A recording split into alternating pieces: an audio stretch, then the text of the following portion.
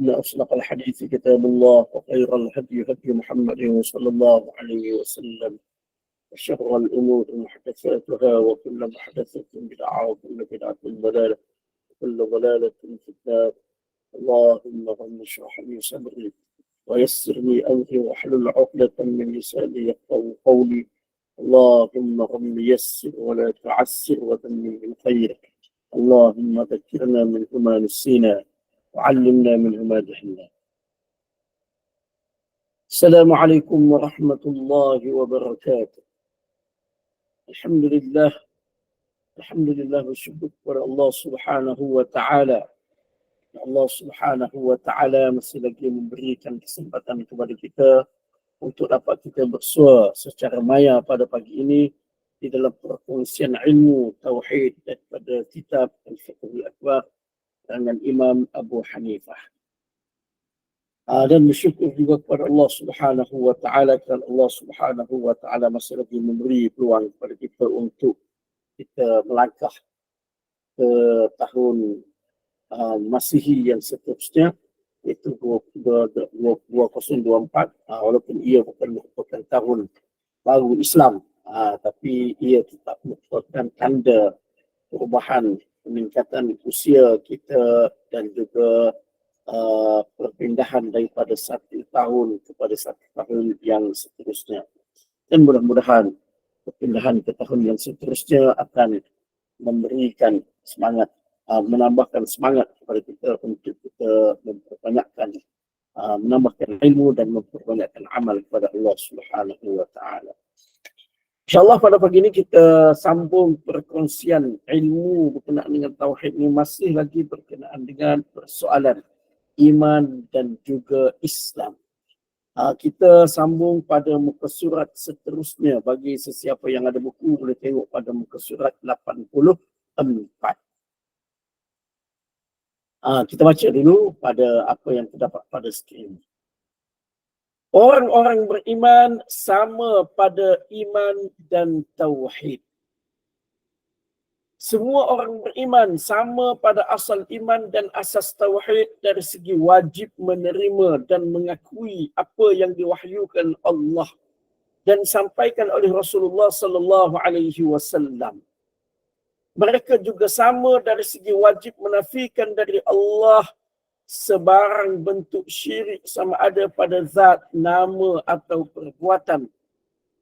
Dia hendaklah menafikan syirik pada uluhiyah, iaitu dalam ibadat dan ubudiyah, serta menafikan syirik pada rububiyah, iaitu dalam bab penciptaan dan pentadbiran.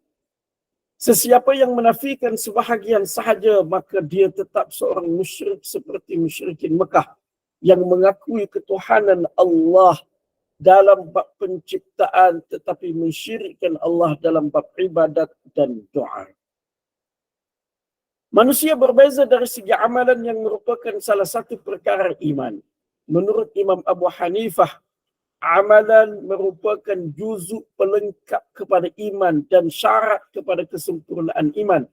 Manakala majoriti ulama mengatakan amalan adalah juzuk mukawwin atau salah satu unsur yang membentuk iman.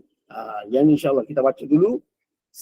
Selepas daripada itu saya berikan maknanya penjelasan berkenaan dengan persoalan ini. Berdasarkan kepada kenyataan ini tidak timbul persoalan adakah sama antara iman para nabi, para sahabat dengan orang mukmin biasa. Ini kerana amalan iman mereka seperti taqwa, tawakal, syukur dan sabar itu sangat sempurna. Maksud tidak sama ialah dari segi kualiti keyakinan mereka yang tergambar pada amalan, meskipun sama pada wajib melaksanakan tuntutan iman. Dengan erti kata lain, Imam Abu Hanifah berpendapat iman itu sendiri dengan erti apa yang wajib diimani, kuantiti iman atau rukun iman, tidak boleh bertambah atau berkurang. Yang boleh bertambah dan berkurang ialah kaifiat, iaitu kualiti iman yang merangkumi kesan, buah atau hasilnya sahaja. Ini kerana kuantiti mukman bihi, apa yang wajib diimani sebagaimana yang terdapat di dalam rukun iman itu tidak menerima pertambahan dan pengurangan. Contohnya, setiap orang yang beriman pasti tidak akan menolak kepercayaan tentang berlakunya hari kiamat. Walau bagaimanapun kesan daripada kepercayaan terhadapnya sebagai hari pembalasan itu tentulah tidak akan sama di antara seorang manusia biasa dengan seorang nabi atau malaikat misalnya. Ianya bolehlah diumpamakan seperti seludang pokok walaupun pohon-pohonnya berasal daripada kenyataan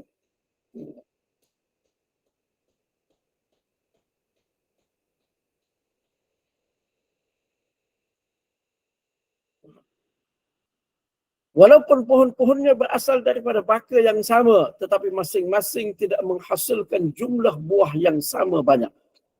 Ada yang lebat buahnya, namun mungkin juga ada yang jantan langsung tidak berbuah. Ada yang buah-buahnya sungguh manis, namun terdapat juga yang kelat atau masam rasanya. Begitu jugalah dengan buah keimanan seseorang. Ada di antara orang yang beriman sanggup menggadaikan nyawanya demi mempertahankan kedaulatan Islam. Namun tidak kurang juga yang masih belum sanggup berkorban sehingga ke tahap itu. Golongan yang kaifiat imannya berada di peringkat ini mungkin sekali melarikan diri daripada medan peperangan. Oleh itu menurut Imam Abu Hanifah, pokok iman tetap tidak akan berkurang juzuk-juzuknya atau bahagian-bahagiannya. Yang boleh berkurang adalah hasil atau kaifiatnya sahaja. Manakala majoriti golongan Ahlus Sunnah wal Jamaah menegaskan bahawa iman itu bertambah dan berkurang, yakni bertambah dengan ketaatan dan berkurang dengan kemaksiatan. Mereka berhujjah dengan sejumlah ayat Al-Quran, hadis-hadis dan asar-asar yang dengan jelas menunjukkan bahawa iman itu memang bertambah dan berkurang. Antaranya ialah innamal mu'minuna alladhina idza dzukirallahu wajilat qulubuhum wa idza tuliyat 'alaihim ayatuhu zadatuhum imana wa 'ala rabbihim yatawakkalun. Sesungguhnya orang-orang yang beriman yang sempurna imannya ialah mereka yang bila disebut nama Allah dan sifat-sifatnya, gemetarlah hati mereka. Dan apabila dibacakan ayat-ayatnya, bertambahlah iman mereka kerananya. Dan hanya kepada Tuhanlah mereka bertawakal. Dan ayat alladzina qala lahumun nasu innan nasa qad jama'u lakum fakhshawhum fazadahum imana wa qalu hasbunallahu wa ni'mal wakil. Mereka ialah yang diberitahu oleh orang-orang pembawa berita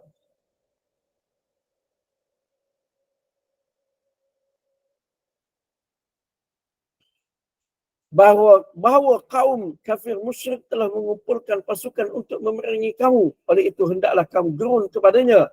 Maka berita itu makin menambahkan iman mereka dan mereka menjawab, cukuplah Allah menjadi penolong kami dan Allah adalah sebaik-baik pelindung. Surah Ali Imran ayat 173. Di dalam ayat yang lain, wa idza ma unzilat suratun faminhum man yaqulu ayyukum zadatuhu hadhihi imana fa amma alladhina amanu fazadatuhum imanan wa hum yastabshirun. Dan apabila diturunkan sesuatu surah dari Al-Quran, maka di antara mereka yang munafik ada yang bertanya secara mengejek, siapakah di antara kamu yang imannya bertambah disebabkan oleh surah ini? Adapun orang-orang yang beriman, maka surah itu menambahkan iman mereka dan mereka berasa gembira dengan turunnya. Surah At-Taubah ayat 124.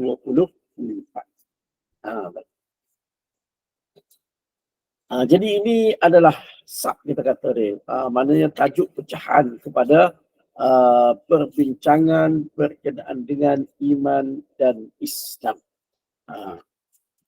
Jadi di dalam pecahan perbincangan ini, antara poin yang pertama iaitu berkenaan dengan iman dan asas tauhid. Orang yang beriman sama sahaja. Iaitu dari segi mana? Dari segi wajib terima mengakui apa yang diwahyukan oleh Allah Subhanahu wa taala. Yang tu kena sama. Jadi penerimaan sepenuhnya, terima sepenuhnya apa yang diwahyukan oleh Allah Subhanahu wa taala, apa yang terdapat di dalam Al-Quran dan apa yang terdapat di dalam hadis-hadis Nabi sallallahu alaihi wasallam, yang tu memang kena terima sepenuhnya. Mana tak boleh tolak separuh, ambil separuh, tak boleh. Mesti kena terima sepenuhnya, terima sepenuhnya. Begitu juga menafikan Allah daripada bentuk syirik. Segala bentuk kesyirikan yang tu wajib sama. Tak boleh berkurang, tak boleh berlebih. Tak boleh berlebih. Makna tidak boleh ada mana ada satu golongan, satu pihak yang mengatakan boleh kita buat kurban penyembelihan binatang kepada selain daripada Allah dengan syarat ni kita mana sebenarnya kepada Allah juga, cuma melalui dia sebagai perantaraan. Tak boleh. Tak boleh.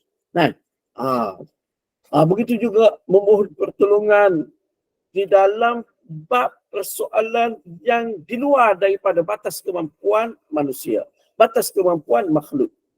Jadi mana tak boleh kita kata boleh kita minta tolong untuk pengampunan dosa-dosa kita kepada orang-orang yang berilmu, orang-orang yang dekat dengan Allah Ta'ala. Boleh. Tapi kita pun percaya Allah juga yang mengampunkan. Tak boleh. Yang tu kena sama. Kena betul-betul kepada Allah Subhanahu wa Ta'ala.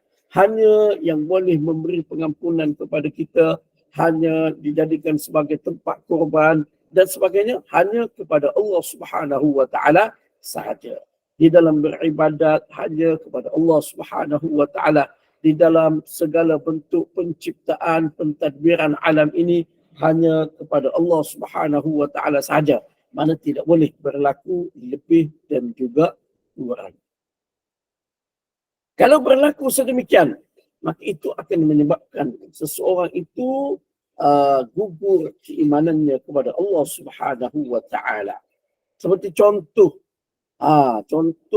berkenaan dengan golongan musyrikin Arab jahiliyah dahulu, yang mereka terima ketuhanan Allah dalam bab penciptaan, dalam bab pentadbiran, tetapi dalam bab beribadat, berdoa, memohon, mereka tidak terima kepada Allah Ta'ala. Mereka tidak berikan kepada Allah Subhanahu wa Ta'ala. Perkara tersebut dijelaskan oleh Allah Subhanahu wa Ta'ala di dalam Al-Quran. Di beberapa tempat di dalam Al-Quran. Antaranya, di dalam ayat kita pause dulu. Di dalam surah Yunus ayat yang ke-31. Allah Subhanahu wa Ta'ala berfirman.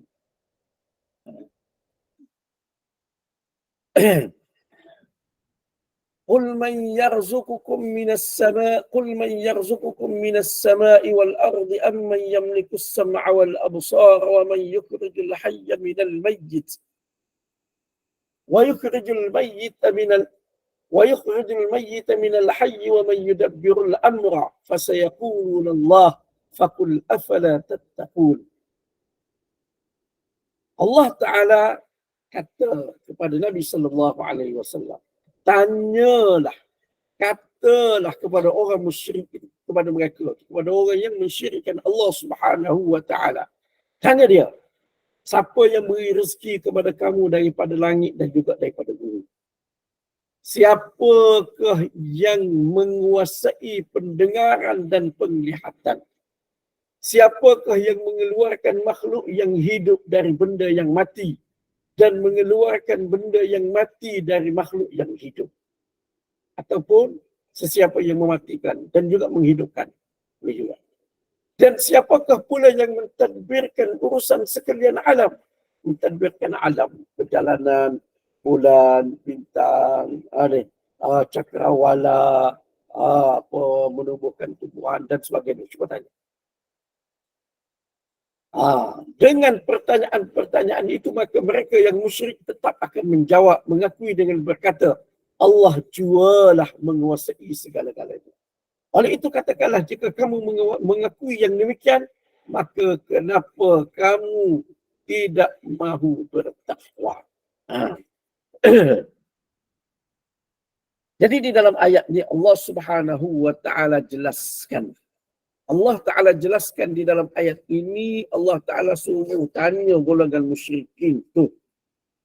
Siapa yang mentadbir alam, siapa yang memberi rezeki, siapa yang mengeluarkan yang mati daripada yang hidup, mengeluarkan yang hidup daripada yang mati, siapa? Mereka pasti akan jawab Allah. Mana dari sudut tu mereka mengakui Allah Subhanahu wa taala. Mereka mengakui. Tetapi dalam bab beribadat, dalam bab berdoa, dalam bab bertakwa dan sebagainya, mereka tidak berikan kepada Allah Subhanahu wa taala. Sebaliknya mereka berikan kepada berhala-berhala mereka, patung-patung dan sebagainya. Jadi sebab itulah Allah Subhanahu wa taala suruh Nabi sallallahu alaihi wasallam tanya. Nah, setelah Nabi tanya, kamu percaya macam mana begini. Bila mereka mengetahui itu semua adalah Allah Ta'ala yang melaksanakan, tanya, kenapa dalam bab ketakwaan, kenapa dalam bab penyerahan diri kepada Allah Subhanahu Wa Ta'ala, kamu tidak mahu beriman. Kamu tidak mahu berserah diri kepada Allah Ta'ala. Kamu tidak mahu bertawakal. Kamu tidak mahu bergantung sepenuhnya kepada Allah Subhanahu Wa Ta'ala. Mengapa begitu? Jadi maknanya dalam bab ibadat, dalam bab pergantungan diri, dalam bab berdoa, mereka tidak berikan kepada Allah Ta'ala. Mereka tidak maknanya beribadat kepada Allah Subhanahu Wa Ta'ala. Tapi dalam bab kepercayaan tentang pentadbir alam, pencipta alam dan sebagainya, yang tu mereka percaya kepada Allah Subhanahu Wa Ta'ala. Jadi di sini mana asas tauhid tu, asas iman itu tidak sama. Mereka maknanya golongan musyrikin tidak sama dengan orang yang benar-benar beriman kepada Allah Subhanahu Wa Ta'ala. Maka iman mereka tidak diterima oleh Allah Subhanahu Wa Ta'ala. Kemudian terdapat lagi beberapa ayat yang lain. Itu seperti contoh kita kata di dalam surah Luqman ayat yang ke-25. Allah Subhanahu Wa Ta'ala berfirman, "Wala in sa'altahum man khalaqas samawati wal arda la yaqulunna Allah." Jika kamu tanya mereka siapakah yang menciptakan langit-langit dan bumi, mereka pasti akan menjawab, mereka pasti akan berkata Allah. Mereka terima. Begitu juga kalau tanya mereka tentang pencipta mereka sendiri. Seperti di dalam surah Az-Zukhruf ayat yang ke-87. Allah Subhanahu Wa Ta'ala berfirman, "Wala in sa'altahum man khalaqahum la yaqulunna Allah." Kalau kamu tanya mereka siapakah yang menciptakan mereka, mereka pasti akan menjawab Allah. Fa anna yufakun. Kenapa? Jika demikian, kenapa mereka dipesongkan daripada menyembah Allah dan mengesahkan Allah Subhanahu Wa Ta'ala? Jadi maknanya keimanan orang musyrikin kepada Allah Subhanahu Wa Ta'ala ni berbeza dengan orang-orang Islam. Mana keimanan mereka hanya dalam bab mereka percaya dari sudut pentadbiran, penciptaan alam dan sebagainya. Dari sudut tadi mereka percaya kepada Allah Ta'ala, tetapi dari sudut beribadat, dari sudut berdoa, bergantung dan sebagainya, mereka tidak percaya kepada Allah Subhanahu Wa Ta'ala. Jadi apa yang disebutkan di sini, mana orang yang beriman dia mesti kena sama di dalam persoalan tersebut. Tu iaitu berkait dengan mukman bihi, perkara yang diimani, perkara yang datangnya daripada Allah Subhanahu Wa Ta'ala dan juga daripada Nabi sallallahu alaihi wasallam. Baik. Kemudian Imam Abu Hanifah kata, manusia berbeza dari segi amalan yang merupakan satu perkara iman. Mana Imam Abu Hanifah tidaklah menolak secara total berkaitan amal dengan iman. Tidak. Itu tidak. Cuma dia kata amalan tu berbeza. Amalan dari segi amalan manusia ni, dari segi iman berkait dengan mukman bihi, berkait dengan perkara yang diimani. Yang tu tak boleh berbeza. Tak boleh berbeza. Tetapi dari sudut amal boleh berbeza. Boleh berbeza. Cuma majoriti ulama kata amalan adalah juzuk yang membentuk iman. Amalan adalah juzuk yang membentuk iman. Imam Abu Hanifah dia kata amalan bukan juzuk yang membentuk iman, tetapi amalan tetap memberi kesan kepada keimanan seseorang. Itu. Dia beza di kalau kita perhati tengok, beza ni dari segi bahasa sahaja. Dari segi bahasa sahaja. Dari segi hakikat sebenarnya sama sahaja. Sebab dari segi hakikatnya kita tengok Imam Abu Hanifah juga terima orang yang melakukan amalan yang boleh merosakkan keimanan, boleh menggugurkan keimanan, orang tu boleh menyebabkan keimanan dia tu jadi terbatal. Baik. Jadi dari satu sudut, ini perkara ni kita telah bincangkan sebelum ni. Perkara ni dari sudut kita telah bincangkan sebelum ni. Mana Imam Abu Hanifah kata iman dari sudut mana? Dari sudut mu'man bihi, perkara yang diimani. Iaitu beriman kepada Allah, beriman kepada malaikat, beriman kepada rasul-rasul dan sebagainya, beriman kepada hari kiamat dan sebagainya, beriman kepada ciri-ciri hari kiamat, beriman adanya apa dipanggil, adanya titian sirat, adanya syurga neraka, adanya catatan, adanya penerimaan buku amalan, adanya timbangan amal dan sebagainya, yang tu tak boleh tak sama. Mesti kena sama. Mesti kena sama. Jadi itu semua dipanggil mu'man bihi, perkara yang diimani.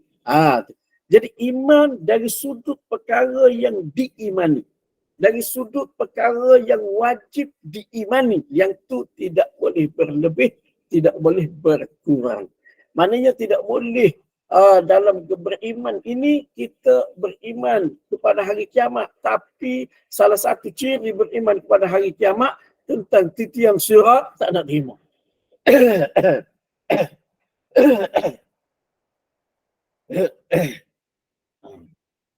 Ambil air sekejap.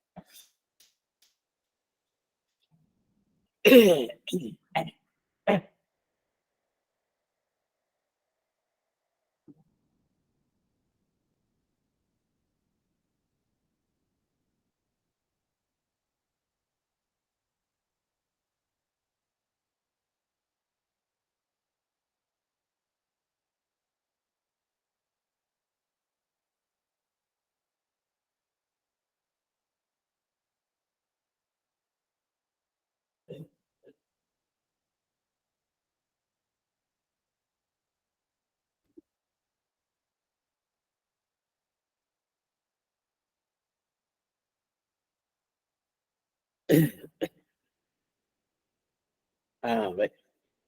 Jadi mana dari sudut tu Imam Abu Hanifah kata yang tu tidak boleh berkurang sama sekali. Tidak boleh bertambah dan juga tidak boleh berkurang. Maknanya dari segi keimanan kepada Nabi-Nabi tak boleh lebih daripada apa yang terdapat di dalam Al-Quran. Dan juga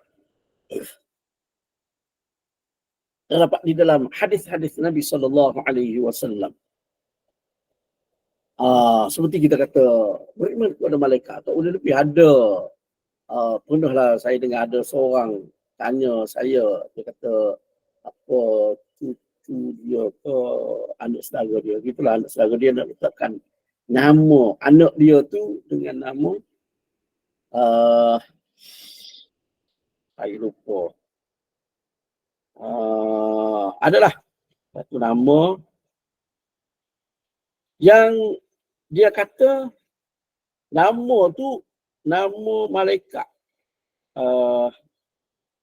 penjaga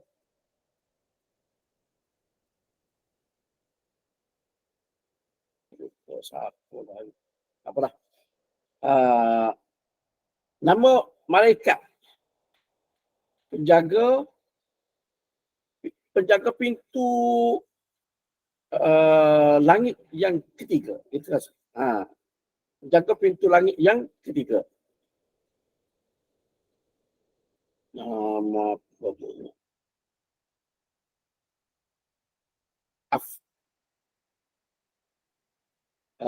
Aflun. Aflun katanya.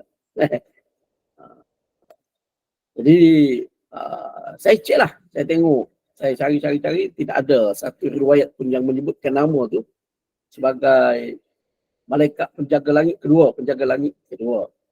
Kemudian bila saya cek dari sikit dalam kamus, makna dia memang makna yang tak cantik lah, makna yang tak cantik. Dia berkait dengan kawasan alat sulit itu. Nah, jadi dia kata ada dalam satu kitab apa tak ingat, tak jauh lah. Jadi saya cuba cek dari segi dari Quran dan juga hadis memang tidak ada walaupun riwayat yang dhaif pun tidak ada, yang lemah pun tak ada, apatah lagi yang sahih. Jadi bila mana dia tidak sabit berdasarkan kepada mana-mana riwayat yang sahih, tidak sabit berdasarkan kepada Al-Quran, maka kita tak boleh percaya. Kalau kita pernah percaya, tiba-tiba kita tahu, tak betul rupanya, maka maknanya kena hentikan kepercayaan tersebut. Maknanya dalam soal keimanan ini, berkait dengan mu'man bihi, berkait dengan sesuatu yang diimani. Dia tidak boleh lebih daripada apa yang terdapat di dalam Al-Quran dan juga hadis-hadis Nabi SAW, dan tidak boleh berkurang. Jadi itu yang dimaksudkan oleh Imam Abu Hanifah. Tetapi dari segi kualiti iman berdasarkan kepada amal, yang tu boleh berubah, boleh bertambah dan juga boleh berkurang. Adapun jumhur ulama, jumhur Ahlus Sunnah wal Jamaah, mereka mengatakan iman tu sendiri bertambah dan juga berkurang. Iaitu iman tu bertambah dengan ketaatan dan juga berkurang dengan kemaksiatan. Dari segi dalil memang banyak. Antaranya apa yang disebutkan di dalam buku ni, beberapa ayat Al-Quran yang menjelaskan, dalil-dalil yang menjelaskan bahawasanya iman seseorang itu boleh bertambah dan juga boleh berkurang dengan amalan mereka. Seperti kita tengok ayat yang pertama tadi. Ayat yang pertama tadi, mana tadi? Innamal mu'minun, orang yang beriman itu yang sebenar tu, bila disebut nama Allah, gemetar hati-hati mereka. Jadi mana? Amalan. Disebut nama Allah, memberi kesan kepada hati mereka. Mana memberi kesan kepada keimanan mereka. Bila dibacakan ayat-ayat Allah, ayat-ayat Al-Quran, bertambah keimanan mereka. Maknanya iman bertambah. Bila dibacakan ayat-ayat Al-Quran. Mafhum mukhalafah dia, makna sebaliknya, kalau dibacakan, dikemukakan perkara-perkara yang melalaikan daripada Allah Subhanahu wa Ta'ala, menyebabkan manusia jauh daripada Allah Ta'ala, maka akan berkurang keimanan mereka. Jadi mana? Dengan amal, iman seseorang boleh bertambah dan juga boleh berkurang. Kemudian begitu juga dengan ayat yang kedua, iaitu bila mana puak-puak munafik. Puak-puak munafik ni duduk khas orang-orang Islam di dalam peperangan Ahzab. Di dalam peperangan Ahzab, ketika mana umat Islam dikepung, sahabat-sahabat radhiyallahu anhum bersama dengan Nabi SAW dikepung, maka puak-puak munafik ni mari hasut. Dia kata, tengok orang semua duduk kepung kamu dah. Kamu nak pergi ke mana? Takutlah kepada mereka. Tapi sahabat-sahabat radhiyallahu anhum, bila mana mereka berada di dalam situasi tersebut, bukan makin lemah iman mereka, tapi sebaliknya makin bertambah keimanan mereka, makin menambahkan keyakinan mereka kepada Allah Subhanahu wa Ta'ala. Begitu juga di dalam ayat yang seterusnya, bila dikatakan bertambah ke tak, siapa yang bertambah keimanan dia? Orang yang beriman, keimanan dia bertambah. Baik. Jadi mana berdasarkan kepada beberapa ayat Al-Quran itu, maka majoriti Ahlus Sunnah wal Jamaah mengatakan iman itu bertambah dan berkurang. Iman itu bertambah dan juga berkurang. Cuma dia Sebab tu kata dia beza ni dari segi bahasa sahaja. Nah, Imam Abu Hanifah pun dia bagi dia amalan itu tetap memberikan kesan kepada iman. Maknanya kalau seseorang itu melakukan amalan, terutama sekali amalan yang bercanggah dengan keimanan, yang boleh membatalkan keimanan, dia pergi ucap kalimah kufur. Nah, dia pergi sembah berhala, sembah tokong, kita kata. Tetap amalan tersebut akan membatalkan keimanan mereka. Dia dalam isu ni dia berkait dengan satu golongan, satu firqah. Satu firqah yang dipanggil golongan Murji'ah. Golongan Murji'ah ni golongan yang menafikan langsung berkaitan antara iman dan amal. Dia dalam soal ni iman dan amal dia ada perkaitan. Sebab itu sebagaimana yang telah saya jelaskan sebelum ini berkenaan dengan iman. Iman itu iaitu al-iqraru bil lisan wa tasdiqu bil jinan wal amalu bil arkan. Yang itu saya telah jelaskan sebelum ini. Mana iman itu adalah mengakui dengan lidah, membenarkan dengan hati dan beramal dengan anggota luaran. Yang itu telah saya jelaskan sebelum ini. Maknanya tak dapat tidak. Dari segi keimanan ni, anggota luaran juga mesti kena menunjukkan bahawasanya kita beriman kepada Allah Subhanahu wa Ta'ala. Jadi tak boleh dari segi luaran kita kita tidak menghubungkan dengan kepercayaan kita. Sebagaimana yang berlaku dalam masyarakat kita, yang viral. Nah, ada kumpulan orang yang kalau kira orang Islam lah, kalau kira tengok dari segi zahir tu, dia pakai tudung perempuan. Nah, perempuan pakai tudung pergi duduk depan apa dia panggil patung, depan patung tu duk pegang colok tu. Nah, duk buat macam orang Buddha dan sebagainya. Tu duk pegang. Duk doa depan patung, depan tokong tu, depan tokong. Jadi amalan begitu boleh menyebabkan keimanan seseorang itu terbatal. Boleh menyebabkan keimanan seseorang itu terbatal. Itu bahaya. Nah, yang pernah viral beberapa ketika dahulu. Maknanya kita tengok mana remaja perempuan pergi duk pegang colok depan patung, depan tokong tu. Duk buat siap dengan video lagi. Jadi tak boleh dia kata, tak apa, kami dah percaya dah, hati kami dah percaya, hati kami dah beriman kepada Allah Subhanahu wa Ta'ala. Kami buat apa pun, tidak memberi apa-apa kesan pun. Kami pergi buat begitu depan patung itu pun, sebenarnya kami bukan minta dengan dia tu perantara saja, kami minta dengan Allah juga. Tak boleh. Tidak boleh. Itu menyebabkan iman dia terbatal. Itulah pegangan golongan Murji'ah. Golongan Murji'ah ni iaitu golongan yang berpendapat bahawasanya iman dan amal tidak ada kena-mengena. Maknanya bagi dia iman hanyalah qaulun sahaja, kata-kata sahaja, lafaz sahaja. Maknanya lafaz beriman kepada Allah Taala, kepada Nabi SAW sudah cukup. Dari segi amal ikutlah nak buat apa pun tak apa.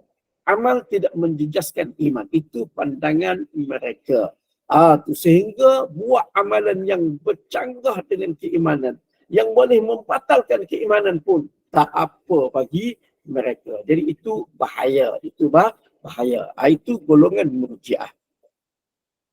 Imam Abu Hanifah dia bukan berpandangan sedemikian. Dia tetap juga mengatakan amalan itu boleh memberikan kesan kepada iman seseorang. Maknanya kalau seseorang itu melakukan amalan yang boleh menjejaskan keimanan, seseorang itu boleh keluar daripada agama. Yang diasingkan oleh Imam Abu Hanifah dari segi iman dengan amal, iman dengan amal ni, iaitu dia kata maknanya iman ini tidak, iman ini mesti kena sama. Nah, mesti kena sama dari segi sesuatu yang diimani. Yang kita sebut dah tadi. Dari segi mu'man bihi. Jadi maknanya iman tu sendiri, juzuk iman tu sendiri Maknanya beriman kepada Allah, beriman kepada malaikat, beriman kepada kitab-kitab dan sebagainya. Yang tu tidak boleh berkurang. Yang tu tidak boleh berkurang, tidak boleh berlebih. Tidak boleh berlebih. Yang boleh berkurang adalah hasil daripada amalan kita. Hasil daripada iman. Kaifiat iman itu sahaja. Yang tu boleh berbeza. Kualiti iman Nabi-Nabi alaihi wassalatu wassalam, kesan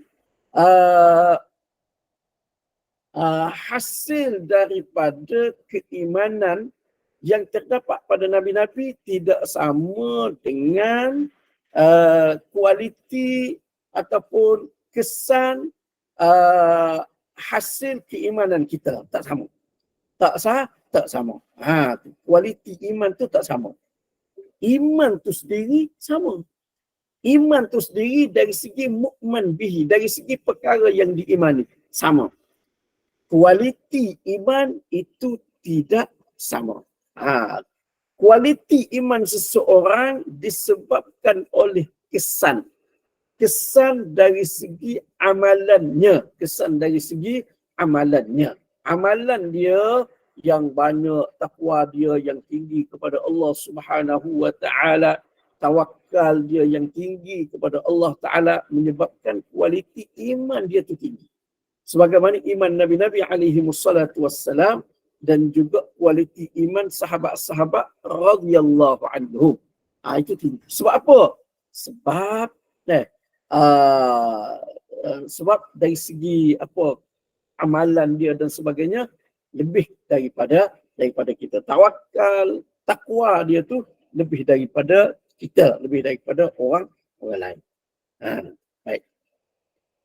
Kemudian dalam buku ni pengarang dia mengemukakan apa dia panggil contoh, contoh seperti suludang pokok dia kata. Walaupun asalnya daripada baka yang sama, tapi tidak menghasilkan jumlah yang sama banyak. Ada yang lebat, ada yang jantan, ada yang langsung tidak berbuah kerana dia tu jantan. Ada yang buah dia tu manis, ada yang buah dia tu masam. Begitulah dengan buah keimanan seseorang. Hasil daripada keimanan seseorang. Ada dari segi hasil keimanan dia tu menyebabkan dia sanggup mati kerana agama. Ada yang takut, tak berani, lari daripada medan peperangan. Jadi sebab apa? Sebab kualiti iman tu tak sama. Kualiti iman tak sama. Iman dari segi mukman bihi, dari segi perkara yang diimani, itu sama sahaja. Baik. Jadi di sisi jumhur Ahlus Sunnah wal Jamaah pun sama juga. Sama juga. Bagi mereka pun, walaupun mereka berkata, iman itu bertambah dan berkurang. Macam Imam Abu Hanifah, dia kata iman itu tidak bertambah dan tidak berkurang. Cuma kualiti dia, hasil dia sahaja yang bertambah dan juga berkurang. Jumhur ulama mengatakan iman itu bertambah dan juga berkurang. Walaupun begitu, jumhur tetap mengatakan dari segi perkara yang diimani tetap tidak boleh bertambah, tetap tidak boleh berkurang. Tidak ada pun mana-mana jumhur ulama, tidak ada mana-mana ulama Ahlus Sunnah wal Jamaah yang mengatakan kita boleh berkurang dari segi perkara yang diimani. Tu dari segi beriman kepada hari kiamat ke, boleh kurang. Orang tu percaya adanya titian sirat. Kita tak nak percaya adanya titian sirat, tak apa. Bukan salah pun. Tak boleh. Dari segi keimanan kepada alam barzakh, azab di alam barzakh dan sebagainya, tak boleh bertambah, tak boleh berkurang. Tak boleh ada orang tu dia kata saya percaya kepada semua apa yang sabit di dalam hadis-hadis Nabi SAW tentang azab kubur, termasuklah adanya malaikat munkar, nakir dan sebagainya. Tak boleh pula orang lain kata, saya tak percaya, tak ada jumpa pun, tak ada dengar lagi siapa-siapa yang berteriak bertepik kerana dipukul oleh munkar nakir. Tak boleh. Tak boleh. Semua ulama terima. Semua terima dari segi mukman bihi tidak boleh berlebih, tidak boleh berkurang. Semua kena sama. Cuma dari segi kualiti, kekuatan iman, yang tu semua terima. Bahawasanya boleh berlaku lebih dan juga boleh berlaku kurang kepada seseorang. Ada ketikanya kualiti iman kita tinggi, kualiti iman kita kuat. Ada ketikanya begitu. Ada ketikanya kualiti iman kita tu lemah. Faktor dia tawakal. Faktor dia takwa. Faktor dia amal. Amal, takwa, tawakal dan sebagainya yang memberi kesan kepada kualiti iman, yang menyebabkan kualiti iman seseorang itu boleh bertambah dan juga boleh berkurang. Itu baik.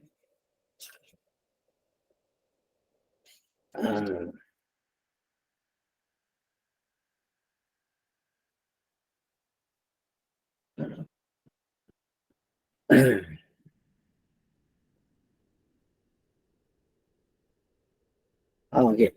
Jadi sebelum kita berpindah kepada topik yang lain, ada persoalan tak berkenaan dengan apa yang telah kita bincangkan tadi. Dia daripada beberapa muka surat yang terdapat di dalam buku ni, secara ringkasnya itulah poin yang kita nak bincangkan pada pagi ini. Iaitu poin dia ni,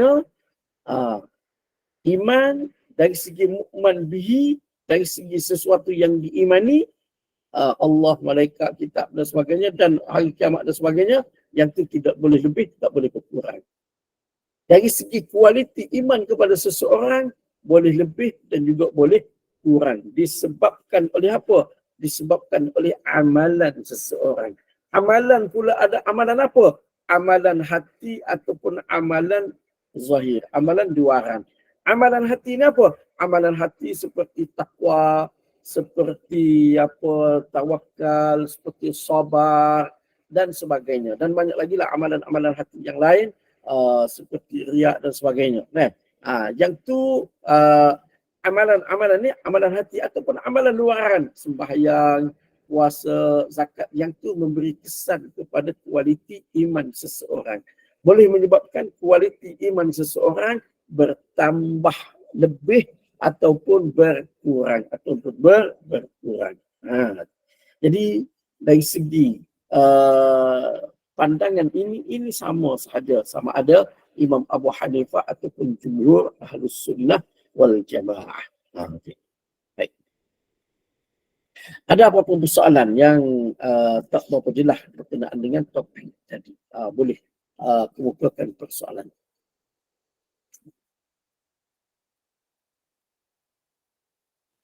Dipersilakan jika ada sebarang persoalan boleh diajukan kepada Fadil Ustaz Ahmad Nasim. Dipersilakan. Saya tak dengar lah. Kejap. Tak dengar? Ada masalah sikit ni. Tak dengar. Saya dengar suara Ustaz. Cuba, saya tak boleh dengar.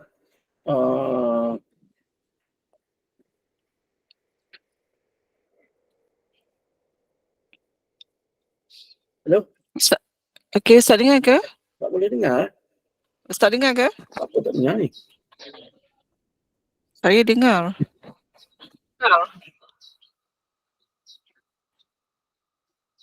Okey, Ustaz dengar ke?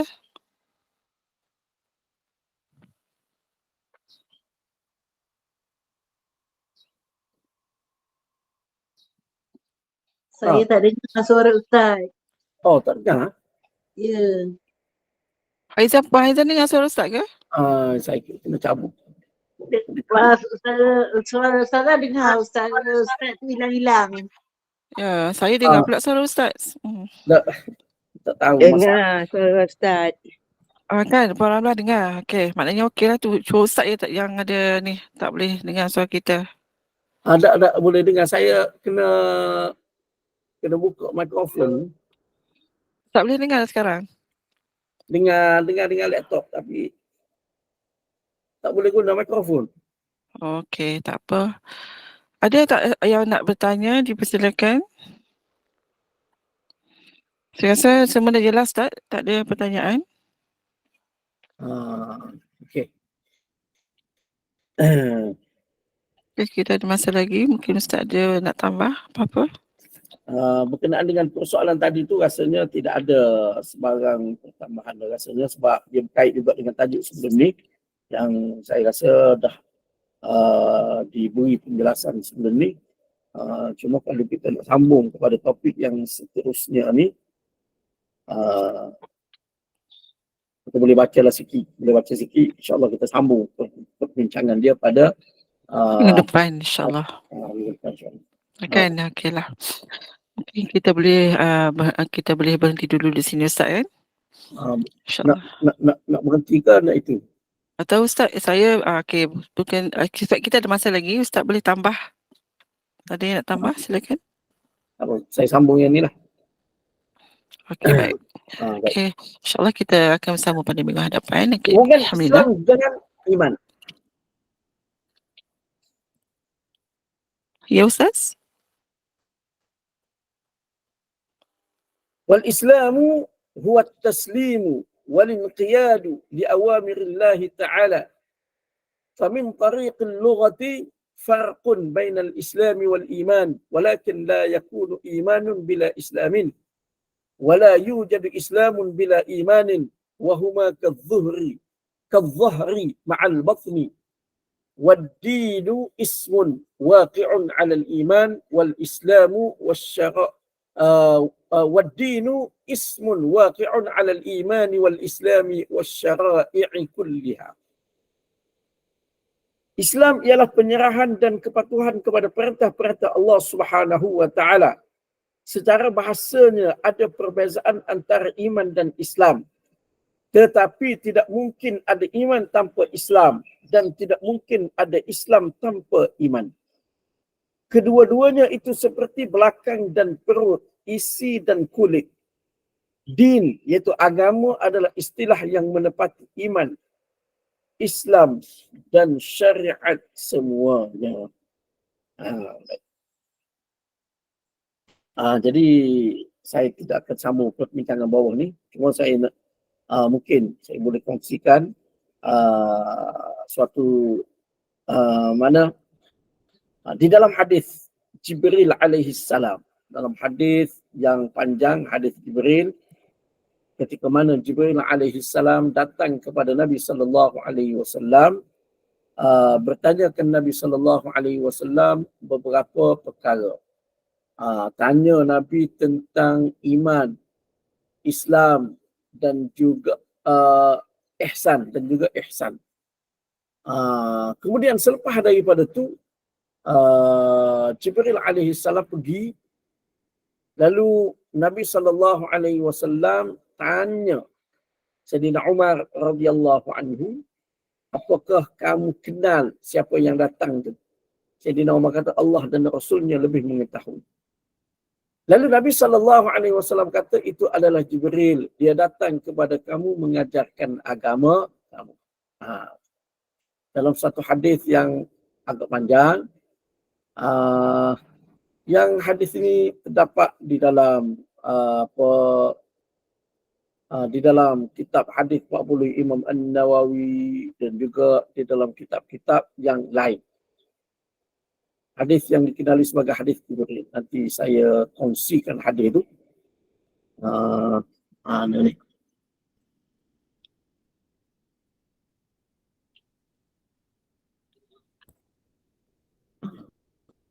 Dari segi detail berkenaan dengan hadis ini, yang ini insyaAllah kita akan bincangkan di dalam kuliah akan datang. Cuma saya kongsikan sedikit tentang apa yang disebutkan di dalam buku ni, iaitu din.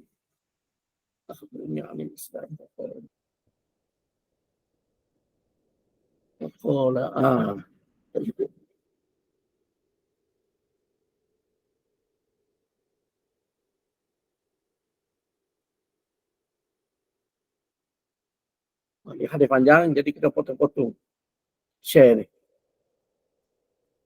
Kita potong-potong.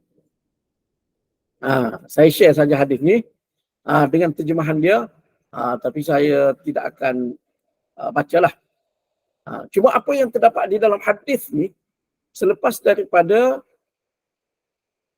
habis lagi. Sekejap. Dia yang belakang yang pentingnya berkenaan dengan apa yang topik yang kita bincangkan pada pagi ni. Berkenaan dengan tajuk ni. Iaitu yang belakang tu, yang akhir hadis tu. Saya share terjemahan dia dulu. Terjemahan ni pun kena potong beberapa potongan. Sebab tak boleh nak masukkan sekaligus hadis yang panjang. Ini pun tersekat.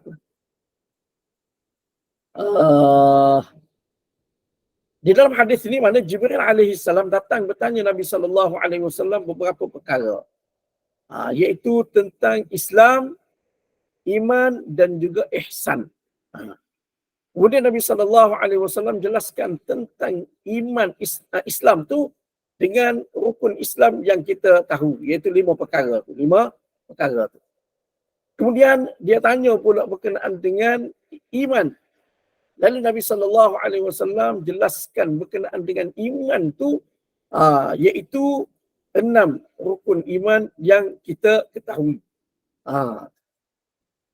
Kemudian dia tanya Nabi sallallahu alaihi wasallam pula berkenaan dengan ihsan, berkenaan dengan ihsan. Lalu Nabi sallallahu alaihi wasallam jelaskan berkenaan dengan ihsan.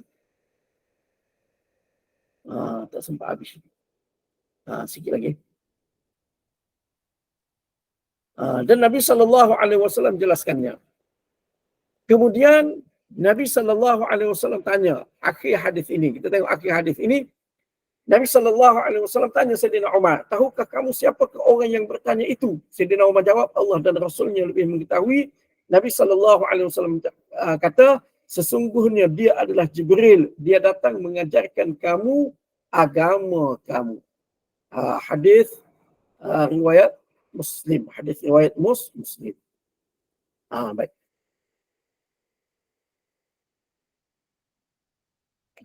Jadi di dalam hadis ini nak jelaskan bahawasanya agama tu mencakupi Islam, iman, kan? Dan juga mencakupi syariat keseluruhannya. Mencakupi juga perkara-perkara yang merupakan penyempurna kepada Islam dari sudut amalan zahir dan penyempurna kepada iman dari sudut kepercayaan kita, iaitu ihsan. Ihsan iaitu akhlak. Akhlak ataupun di dalam istilah di dalam istilah lain dipanggil tasawuf, tazkiyatun nafs, pemurnian jiwa. Jadi mana Nabi sallallahu alaihi wasallam memasukkan semuanya sebagai agama. Maknanya tidak boleh berpisah antara satu dengan yang lain. Jadi maknanya Islam dan iman tetap tidak boleh berpisah. Mesti kena bersama, mesti kena bersama. Yang insya-Allah saya akan kemukakan istilah yang diguna pakai oleh ulama-ulama kita berkenaan dengan hubungan antara Islam dan juga iman. Yang insya-Allah saya akan bincangkan di dalam topik yang akan datang, di dalam pertemuan kita, di dalam kuliah yang akan datang. Cuma pagi ini secara ringkas kepada apa yang kita akan bincangkan, sambung di dalam tajuk yang seterusnya minggu depan, iaitu iman dan Islam tidak berpisah sama sekali. Mesti kena bersatu, mesti kena bersama. Walaupun kedua-duanya bila dibincangkan kedua-duanya zahirnya ada perbezaan dari segi makna, dari segi bahasa. Yang itu insya-Allah kita akan bincangkan dari secara lebih detail lagi di dalam pertemuan kita yang akan datang insya-Allah. Jadi untuk pagi ini rasanya kita tangguh dulu pertemuan kita pada ini. Jadi saya serahkan kepada moderator Amy. Okey, baik, terima kasih. Terima kasih Ustaz. InsyaAllah kita akan ada sambungan pada seterusnya. Jazakallah khair Pak Ustaz Ahmad Nasim atas kesedia mengupas persoalan ilmu dan fikrah yang cukup jelas sekali mengenai pengertian iman dan Islam. Itu ada orang yang beriman sama ada pada iman dan tauhid itu. Dan kita memahami bahawa Islam itu adalah daripada akidah dan amalan. Dengan demikian, setiap orang yang bertauhid tentulah menjadi orang yang beriman. Begitu juga sebaliknya, setiap mukmin secara umumnya adalah orang-orang yang bertauhid. Dan semoga kita semua diberi kefahaman dan manfaat buat kita semua pada pagi ini, dan terima kasih kepada penaja sebab program kita pada pagi ini semoga digandakan rezeki dan diberkati umurnya, dan insyaAllah kita ada sambungan lagi. Dan Ustaz, saya serahkan kembali kepada Ustaz untuk menutup program kita pada pagi ini, kuliah duha ini, dengan tasbih kafarah dan surah Al-Asr. Silakan Ustaz. Mudah-mudahan pertemuan kita pada pagi ini mendatangkan manfaat daripada Allah Subhanahu wa taala, dan terima kasih kepada pihak SPAQ di atas penerusan program ini dan kepada pihak penaja. InsyaAllah, jadi saya tutup pertemuan kita pada pagi ini dengan tasbih kafarah dan surah Al-Asr. Subhanakallahumma wa bihamdika asyhadu an la ilaha illa anta astaghfiruka wa atubu ilaik. Bismillahirrahmanirrahim. Wal 'asr innal insana lafi khusr illa alladhina amanu wa 'amilus shalihat wa tawasaw bil haqqi wa tawasaw bis sabr. Wassalamualaikum warahmatullahi wabarakatuh. Waalaikumsalam warahmatullahi wabarakatuh. Terima kasih Ustaz. Jumpa lagi. Terima kasih semua. Terima kasih Ustaz. Terima kasih banyak. Sama. Jumpa lagi semua. Jumpa lagi dan Ya, jumpa lagi Assalamualaikum semua. warahmatullahi Dan Ustaz. Waalaikumsalam. Ya, Waalaikumsalam. ada yang nak bertanya? Oh, ada nak bertanya ke? Sekejap Ustaz. Apa nak bertanya dengan Ustaz ke? Boleh nak tanya tak Ustaz soalan sikit? Maaf lambat tanya sebab saya Okey, terlewat masuk. sila. Boleh tak Ustaz? Kalau Ustaz boleh jawab. Kalau tak ada gangguan lain, tak apa, boleh. Silakan. Boleh je. Berkenaan dengan Ustaz kata yang tentang iman yang turun naik tu kan, yang berkait dengan orang kata iman tu yang kata yang ada pada lahir dan batin kan. Jadi dari segi orang kata perbuatan, contohnya kata dari adab kita ni, orang kata tingkah laku kita, percakapan kita tu mencakupi antara iman kita juga kan. Jadi saya nak tanya Ustaz, macam mana kalau yang macam tu, yang Ustaz kata yang tazkiyatun nafs tu, iaitu ihsan tu terangkum dalam iman juga kan? Agama. Jadi macam saya kata, macam perbuatan kita, tingkah laku kita tu, tazkiyatun nafs kita tu terangkum dalam ihsan kan Ustaz kan? Jadi bagaimana kata perbuatan kalau tingkah laku orang tu, kata contohnya tingkah laku yang tak baik, contohnya orang kata tak hormat ke, kasar ke apa, itu menjurus kepada keimanan seorang itu yang turun naik itu, atau yang itu yang terangkum daripada 6 tonggak pada rukun iman rukun iman seorang tu. Minta tolong. Maaf Ustaz. Dia macam ni. Dia macam yang saya sebut tadi, iman dari sudut perkara yang diimani, yang Quran suruh kita beriman, hadis suruh kita beriman, yang tu memang tak boleh kurang, tak boleh lebih.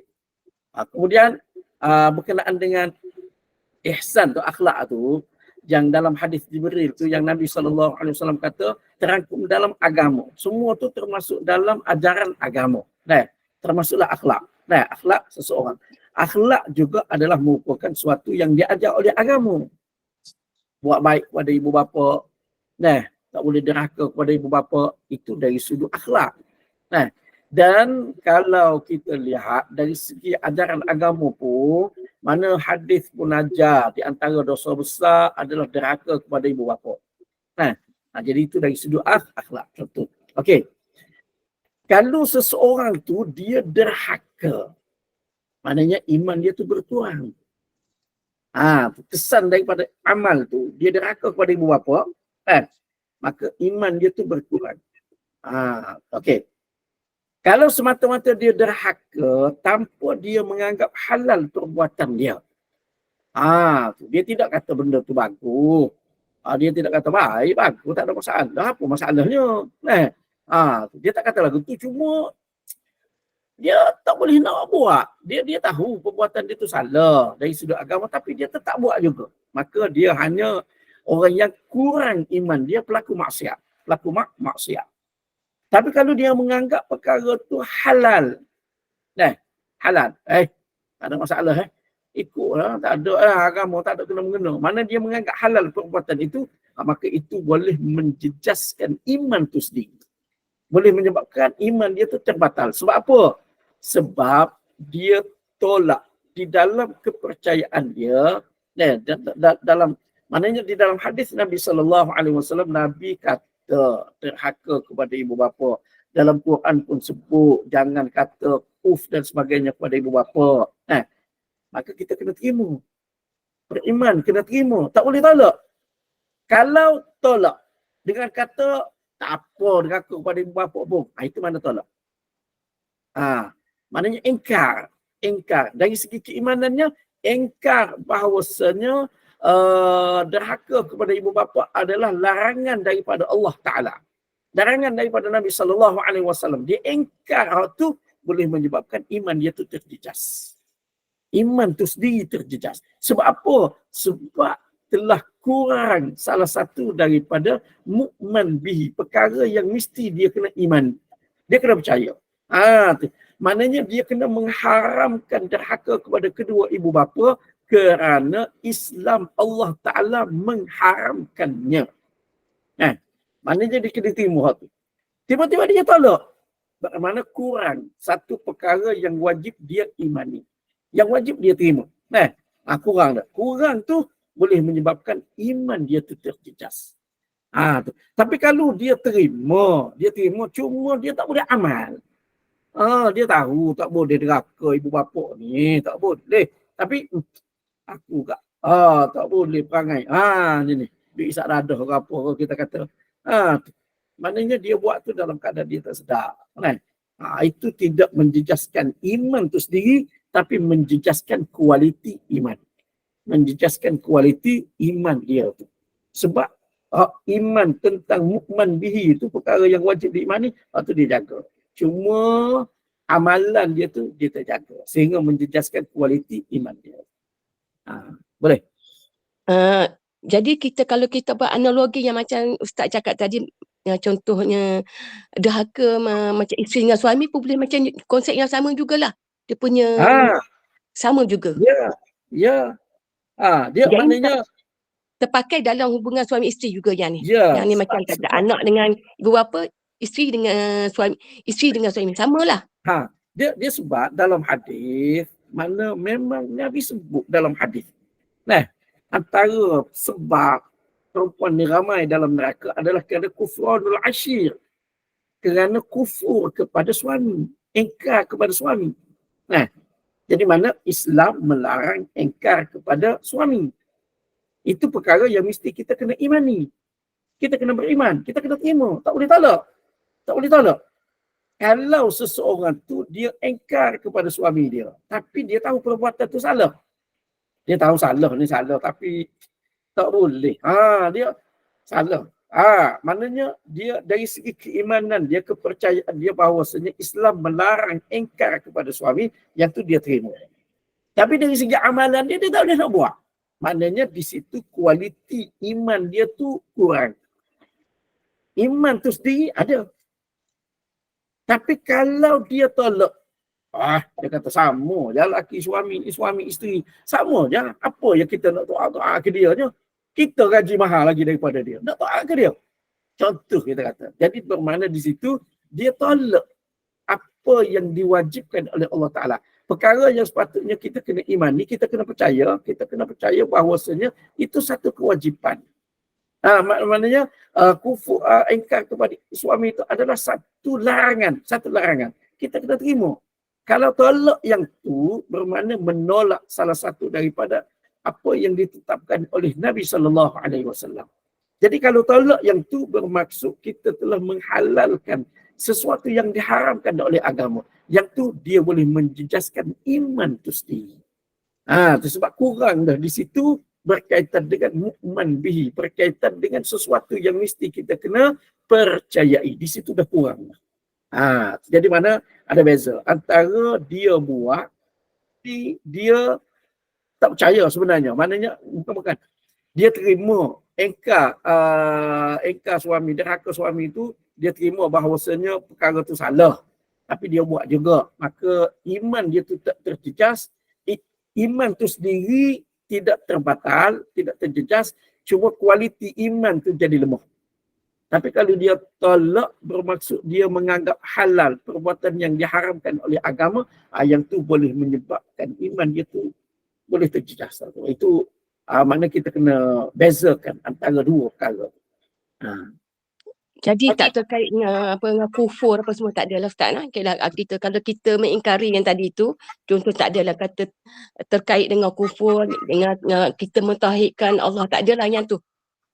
Kita cuma Yang tu saya nak kata sampai kepada kufur tu tak beranilah. Cuma dia benda yang Allah halalkan ataupun Allah haramkan. Kalau Allah haramkan seperti tadi, Allah haramkan derhaka kepada suami.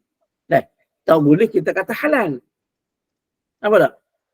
Tak boleh kita kata halal. Kalau kita kata halal, bermaksud kita menghalalkan sesuatu yang diharamkan oleh Allah. Yang tu bahaya. Tapi kalau semata-mata kita tidak menghalalkan, cuma kita buat. Kita tahu perkara tu haram, tapi kita buat dengan menganggap benda tu tetap haram. Yang tu iman tu maknanya tidak terkeluar daripada Islam, yang tu confirm lah. Cuma dia tu pelaku maksiat, pelaku maksiat, pelaku dosa. Tapi kalau dia menganggap halal, tak ada masalah, halal. Halal derhaka kepada suami, yang tu kena beringat, kena berhati-hati. Takut-takut jadi terjejas iman tu sendiri terjejas. Maksudnya boleh membawa kepada terkeluar daripada Islam. Takut-takut jadi lagu tu. Sebab menghalalkan sesuatu yang diharamkan oleh agama. Dia ada dua beza antara dua tu. Okey, boleh faham tak? Faham Ustaz. Jazakallah Ustaz atas penjelasan tu tadi ya. Terima kasih Ustaz banyak-banyak. Baik. Penerangan yang detail lah. Terima kasih ya. Baik. Assalamualaikum. Assalamualaikum. Baik, terima kasih Ustaz. Kita jumpa lagi insya-Allah pada topik yang minggu depan. Dan terima kasih semua. Okey. Terima kasih Ustaz. Dah tutup majlis tadi kan? Okey, baik. Okey. Terima kasih semua dan atas permintaan Kak Nur.